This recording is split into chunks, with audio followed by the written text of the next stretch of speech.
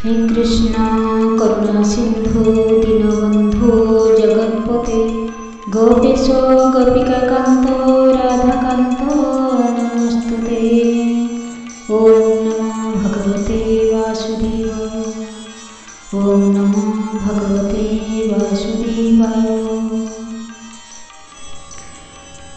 मय्या सक्त मनः पार्थ योगं युञ्जन्मदाश्रयः असंशय समग्रं यथा ज्ञानस्य चित्तच्छुरम्। श्री भगवान कहते, हे पृथापुत्र अर्जुन, किपरि संपूर्ण रूपे मो चेतनार रही योग अभ्यास करी मोठारे मनोनिवेश करी निसंदेह भाव मते संपूर्ण भावे जानिपारिब ताहा वर्तमान श्रवण कर। एही अध्याय किपरि चारि प्रकार भाग्यवान लोक कृष्ण प्रति आसक्त होती और किपरि चारि प्रकार हतभागा कृष्ण चेतना ग्रहण करती नहीं से विषय वर्णना करिसेंती। एही अध्याय कृष्ण चेतनार प्रकृति कथा भल भाव वर्णना करा जायछि। श्रीकृष्ण समस्त ऐश्वर्यर परिपूर्ण एवं किपरि भाव से ऐश्वर्य गुड़िक प्रदर्शन करती ताहा एठारे वर्णना करा जायछि। जे जीव अप्राकृतिक दिव्य आत्मा अटे से विभिन्न प्रकार योगाभ्यास करी आत्मा अनुभूति लाभ स्तर को उन्नति हो पारे। षष्ठ अध्याय शेष परिष्कार भाव में कहुଯାଇଛି जे कृष्ण चेतना बा कृष्ण निकट में मन को स्थिर रखिबा सर्वोत्तम योग अटे। केवल कृष्ण ठारे मन स्थिर रखिले व्यक्ति संपूर्ण रूपे अद्वितीय ज्ञान भगवान को जानीपर, अन्यथा संभवपर नुहे। निर्विशेष ज्योतिर्ब्रह्म किंबा हृदय स्थित परमात्मा अनुभूति भगवान संबंध में संपूर्ण ज्ञान नुहे, यह आंशिक ज्ञान अटे। पूर्ण ज्ञान और विज्ञान होउछन्ति श्रीकृष्ण। पूर्ण कृष्ण चेतनार थिबा व्यक्ति पक्षरे सब परिस्फुट हो उठे। पूर्ण कृष्ण चेतनार थिबा व्यक्ति जानी थाए जे निसंदेह भावे श्रीकृष्ण होउछन्ति अंतिम ज्ञान। कृष्ण चेतना मार्ग में विभिन्न योग पद्धति होउछि गोटे गोटे पावच्छ। जे सीधा सड़क कृष्ण चेतना मार्ग ग्रहण करे से स्वतः ज्योतिर्ब्रह्म और परमात्मा को पूर्ण ज्ञान लाभ करिथाए। कृष्ण चेतना योग अभ्यास कले व्यक्ति समस्त विषय पूर्ण ज्ञान लाभ करिपारे, अर्थात अद्वय ज्ञान भगवान जीव भूत प्रकृति एवं एमानकर विभिन्न प्रकाश ए संबंधर ज्ञान से लाभ करिपारे। तेणु किपरि भाव में योगाभ्यास आरंभ करने उचित ताहा षष्ठ अध्याय शेष श्लोक कहगला। नवधा भक्ति जहाँ मध्य श्रवण होछि प्रथम एवं अत्यंत गुरुत्वपूर्ण। अभ्यास कले भगवान यहाँ अभ्यास कले भगवान श्रीकृष्ण ठारे मनोनिवेश करने संभवपर हुए। तेणु भगवान अर्जुन को कहते तत्शृणु, अर्थात मो ठारू शुण। भगवान श्रीकृष्ण ए विषय हेउछन्ति सर्वश्रेष्ठ अधिकारी, तांकोठारु बड़ी अधिकारी आउ केही नाहांती। तेणु व्यक्ति तांकोठारु शुणिले कृष्ण चेतना मार्ग में अग्रगति करने निमित्त सबुठारु अधिक सुविधा पाए। तेणु व्यक्ति सीधा कृष्ण ठारु किंबा कृष्णकर एक शुद्ध भक्तों ठारु शुणिबा उचित बा ये युग शिक्षा करने उचित। जे विश्वविद्यालय शिक्षा दीक्षा भौतिक ज्ञान लाभ करी खूब गर्वान्वित व उद्धत हो पड़ी ताठार शुणा उचित नुहे। श्रीमद्भगवतर प्रथम स्कंद द्वितीय अध्याय परम पुरुष अद्वय ज्ञान भगवान श्रीकृष्ण को जानिबा विषय वर्णना करिसेंति। श्रुतं स्वकथा कृष्ण पुण्य श्रवण कीर्तन हृद्यंतस्त ह्यो भद्राणि विधुनति सुहृत्सता।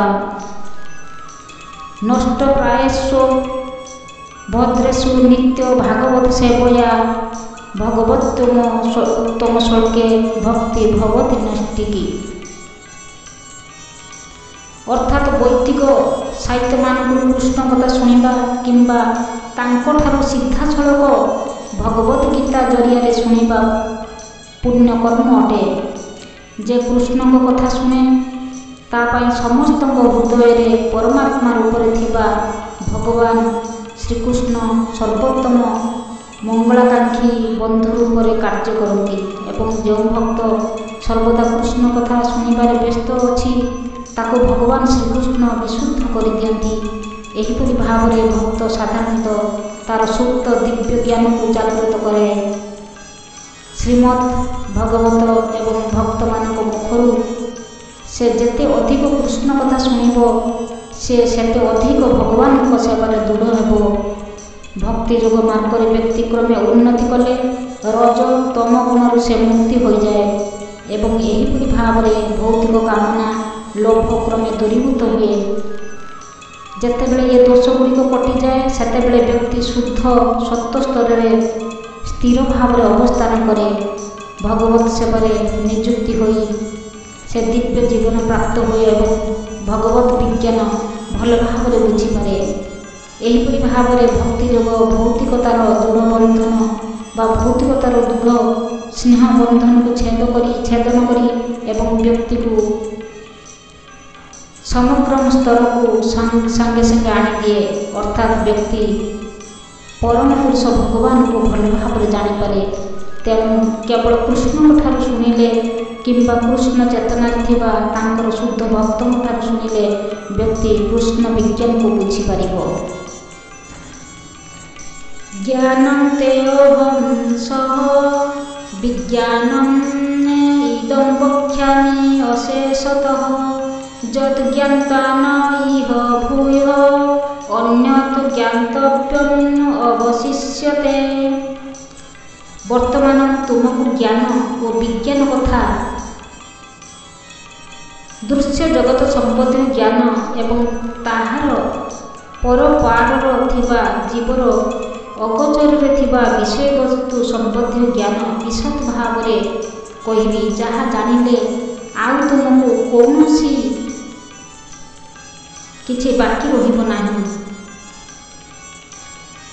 ପୂର୍ଣ୍ଣ ଜ୍ଞାନ କହିଲେ ଏହି ଦୃଶ୍ୟ ଜଗତ ସମ୍ବନ୍ଧୀୟ ଜ୍ଞାନ ଏବଂ ତାହାର ଅନ୍ତରାଳରେ ଥିବା ଭଗବାନଙ୍କ ସମ୍ବନ୍ଧୀୟ ଜ୍ଞାନକୁ ବୁଝାଏ। ଉଭୟ ଜ୍ଞାନର ଉତ୍ପତ୍ତି ସ୍ଥଳ ହେଉଛି ଦିବ୍ୟ ଜ୍ଞାନ। ବର୍ତ୍ତମାନ ଭଗବାନ ଉପରେ କୁହାଯାଇଥିବା ଜ୍ଞାନ କଥା ଅର୍ଜୁନକୁ କହିବାକୁ ଇଚ୍ଛା କରିଛନ୍ତି, କାରଣ ଅର୍ଜୁନ ଶ୍ରୀକୃଷ୍ଣଙ୍କର ଅତି ବିଶ୍ୱସ୍ତ ବନ୍ଧୁ ଓ ଭକ୍ତ ଅଟନ୍ତି। ଚତୁର୍ଥ ଅଧ୍ୟାୟର ପ୍ରାରମ୍ଭରେ ଭଗବାନ ଏକଥା କହିଛନ୍ତି ଯେ ଏବଂ ପୁଣି ଥରେ ଏଠାରେ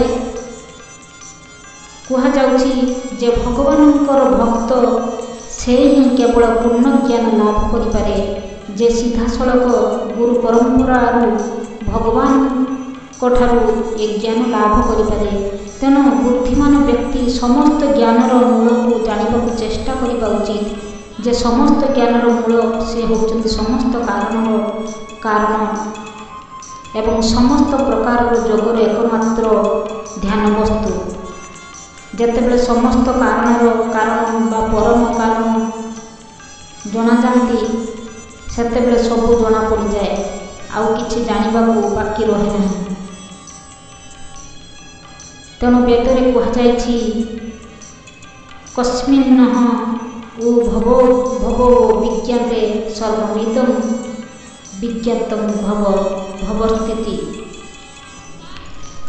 ମନୁଷ୍ୟାଣାଂ ସହସ୍ରେଷୁ କଶ୍ଚିତ୍ ଯତତି ସିଦ୍ଧये ଯତତାଂ ଅପି ସିଦ୍ଧାନାଂ କଶ୍ଚିତ୍ ମାଂ ବେଦି ତତ୍ତ୍ୱତଃ। ହଜାର ହଜାର ମାନବମାନଙ୍କର ମଧ୍ୟରୁ କେହି ଜଣେ ସିଦ୍ଧି ନିମିତ୍ତ ଚେଷ୍ଟା କରେ ଏବଂ ଯେଉଁମାନେ ସିଦ୍ଧିପ୍ରାପ୍ତ ହୋଇଛନ୍ତି ସେମାନଙ୍କ ମଧ୍ୟରେ କ୍ୱଚିତ୍ କେହି ଜଣେ ମୋତେ ଜାଣନ୍ତି। ବିଭିନ୍ନ ପ୍ରକାରର ମାନବ ଅଛନ୍ତି। ଏହିପରି ହଜାର ହଜାର ମାନବଙ୍କ ମଧ୍ୟରେ କେହି ଜଣେ ଜଣେ ଭଗବତ ଅନୁଭୂତି ବା ଦିବ୍ୟାନୁଭୂତି ଲାଭ ଦିଗରେ ଆଗ୍ରହ ପ୍ରକାଶ କରନ୍ତି। ଆତ୍ମା କ'ଣ, ଶରୀର କ'ଣ ଏବଂ ଅଦ୍ୱୟ ଜ୍ଞାନ ଭଗବାନ କ'ଣ ଏ ବିଷୟରେ ଜାଣିବାକୁ ସେ ଆଗ୍ରହୀ ହୁଅନ୍ତି। ସାଧାରଣତଃ ମାନବମାନେ ପଶୁ ପ୍ରବୃତ୍ତି ଅର୍ଥାତ୍ ଖାଇବା, ଶୋଇବା, ଆତ୍ମରକ୍ଷା କରିବା, ଯୌନ କ୍ରିୟା କରିବାରେ ବ୍ୟସ୍ତ ଥାନ୍ତି। କ୍ୱଚିତ୍ କେହି ଏ ଦିବ୍ୟଜ୍ଞାନ ଲାଭ ଦିଗରେ ଆଗ୍ରହୀ, ଆତ୍ମା ଓ ପରମାତ୍ମା କ'ଣ ଜାଣିବା ଦିଗରେ ଆଗ୍ରହୀ, ଅର୍ଥାତ୍ ଯେଉଁମାନେ ଜ୍ଞାନ ଯୋଗ, ଧ୍ୟାନ ଯୋଗ ଜରିଆରେ ଆତ୍ମାନୁଭୂତି ଲାଭ କରିବାକୁ ଆଗ୍ରହୀ ଏବଂ ଜଡ଼ ଓ ଚେତନା ମଧ୍ୟରେ ପାର୍ଥକ୍ୟ ନିର୍ଣ୍ଣୟ କରିବାରେ ଆଗ୍ରହୀ, ସେମାନଙ୍କ ନିମିତ୍ତ ଗୀତାର ପ୍ରଥମ 6ଟି ଅଧ୍ୟାୟ ଉଦ୍ଦିଷ୍ଟ। ସେ ଯାହା ହେଉ, ଯେଉଁମାନେ କୃଷ୍ଣ ଚେତନାଶୀଳ ସେଇମାନେ ହିଁ କେବଳ କୃଷ୍ଣକୁ ଜାଣିପାରିବେ। ଅନ୍ୟ ଯୋଗୀମାନେ ନିର୍ବିଶେଷ ବ୍ରହ୍ମାନୁଭୂତି ଲାଭ କରିପାରନ୍ତି, କାରଣ କୃଷ୍ଣକୁ ଜାଣିବା ଅପେକ୍ଷା ନିର୍ବିଶେଷ ବ୍ରହ୍ମକୁ ଜାଣିବା ଅତି ସହଜ। ଶ୍ରୀକୃଷ୍ଣ ହେଉଛନ୍ତି ପରମ ପୁରୁଷ, କିନ୍ତୁ ତତ୍ ସଙ୍ଗେ ସଙ୍ଗେ ସେ ବ୍ରହ୍ମ ଓ ପରମାତ୍ମା। ଜ୍ଞାନର ବହୁ ଊର୍ଦ୍ଧ୍ୱରେ ଅବସ୍ଥିତ ଯୋଗୀ ଓ ଜ୍ଞାନୀଗଣ କୃଷ୍ଣକୁ ବୁଝିବାକୁ ଚେଷ୍ଟା କରି ବିଫଳ ହୋଇଛନ୍ତି। ଯଦିଓ ନିର୍ବିଶେଷବାଦୀମାନଙ୍କ ମଧ୍ୟରେ ସର୍ବଶ୍ରେଷ୍ଠ ଶ୍ରୀପାଦ ଶଙ୍କରାଚାର୍ଯ୍ୟ ତାଙ୍କର ଗୀତା ଭାଷ୍ୟରେ ସ୍ୱୀକାର କରି କହିଛନ୍ତି ଯେ ଶ୍ରୀକୃଷ୍ଣ ହେଉଛନ୍ତି ପରମ ପୁରୁଷ ଭଗବାନ, କିନ୍ତୁ ତାଙ୍କର ଅନୁଗାମୀଗଣ କୃଷ୍ଣଙ୍କୁ ଭଗବାନ ବୋଲି ମାନନ୍ତି ନାହିଁ, କାରଣ କୃଷ୍ଣକୁ ଜାଣିବା ବଡ଼ କଠିନ। ବ୍ୟକ୍ତି ନିର୍ବିଶେଷ ବ୍ରହ୍ମ ଅନୁଭୂତି ଲାଭ କରିପାରେ, କିନ୍ତୁ କୃଷ୍ଣକୁ ଜାଣିବା ସହଜ ନୁହେଁ। ଭଗବାନ ଶ୍ରୀକୃଷ୍ଣ ପରମ ପୁରୁଷ ଭଗବାନ ଅଟନ୍ତି। ସେ ସର୍ବକାରଣର କାରଣ ଓ ଆଦି ପୁରୁଷ ଗୋବିନ୍ଦ ଅଟନ୍ତି। ଈଶ୍ୱର ପରମ କୃଷ୍ଣ ସଚ୍ଚିଦାନନ୍ଦ ବିଗ୍ରହ ଅନାଦି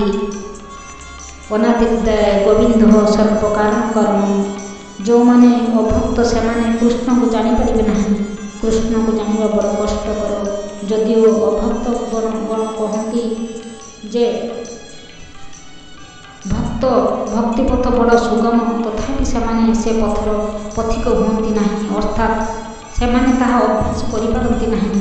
ଯଦି ସେମାନଙ୍କ କହିବା ଅନୁଯାୟୀ ଭକ୍ତିପଥ ସହଜ ସୁଗମ, ତାହେଲେ ସେମାନେ କାହିଁକି ତାହା ଗ୍ରହଣ ନ କରି ଦୁର୍ଗମ ପଥରେ ପଥିକ ହେଉଛନ୍ତି?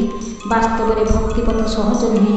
ଭକ୍ତି ସମ୍ବନ୍ଧରେ ଜ୍ଞାନ ନଥିବା ବ୍ୟକ୍ତି ଅନଧିକାର ଚର୍ଚ୍ଚା କରି ଯେଉଁ ତଥାକଥିତ ଭକ୍ତି ଯୋଗମାର୍ଗ ଅବଲମ୍ବନ କରେ ତାହା ସହଜ ହୋଇପାରେ, କିନ୍ତୁ ଯେତେବେଳେ ଏହାର ବିଧିବିଧାନ ପାଳନ କରି ପ୍ରକୃତରେ ସାଧନା କରିବାକୁ କୁହାଯାଏ, ସେତେବେଳେ କଳ୍ପନା ବିଳାସୀ ପଣ୍ଡିତ ଦାର୍ଶନିକଗଣ ଏ ପଥରେ ବିଚ୍ୟୁତ ହୋଇ ପଡ଼ନ୍ତି।